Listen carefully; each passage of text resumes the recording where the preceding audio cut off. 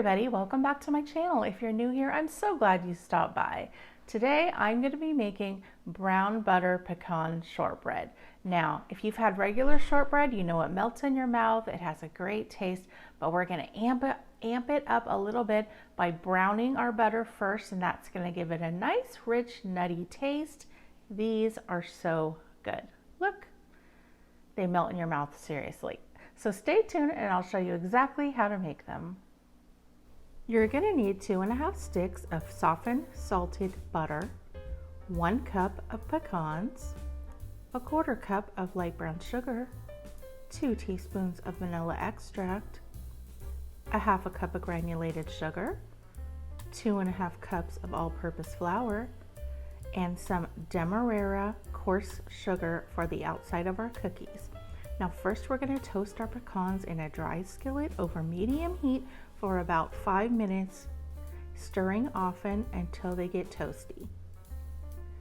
Then take your butter, put it in a heavy bottom pot or skillet, and we're just going to melt that completely, and pretty soon it will start to make little bubbles. And then you're going to stir it quite often so it doesn't burn. And in about 3 to 4 minutes, it's going to start to change color. See how it's getting a little darker there? And then now here is what you're looking for. You want it to be a caramel colored, but you don't want it too dark. Then immediately take it off the stove. Now here's what the nuts look like all toasted. See, this is what you want. Now if you go darker than that, it's gonna taste bitter. So I went ahead and chopped up my nuts. You want them in fairly small pieces. Now, if you see some that look a little too toasted, just pick those out because those are going to taste bitter in our cookie. Now, put your butter in the fridge until it starts to solidify like this. Now, don't forget to take those brown bits and add it to it because that's where all the flavor is. Add your brown sugar and your granulated sugar. And then we're just going to take our mixer and beat this for about 2 minutes. Go ahead and add in your vanilla, continue for another 2 minutes, and you want it to be super light and fluffy. Then go ahead and add in half of your flour. Now if you have a heavy-duty stand mixer, this is going to be easier than just a hand mixer, but I didn't want to drag mine out. So just if you put the flour in, and then towards the end it's going to be too hard to mix, so I just get a wooden spoon to finish incorporating the flour. And you want a nice smooth dough. Then go ahead and add in your chopped toasted pecans, and it will look like this. You want it to hold together really well. Now what you're going to do is divide the dough into 2 equal parts.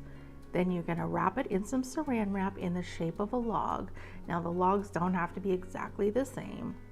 Then take a little beaten egg and we're going to brush the outside of the logs. Now I just cut mine in half because it's easier to roll in the sugar that way. Then just take your sugar and place it on the outside and just kind of press it in. We just want most of it to be covered, and it will look like this.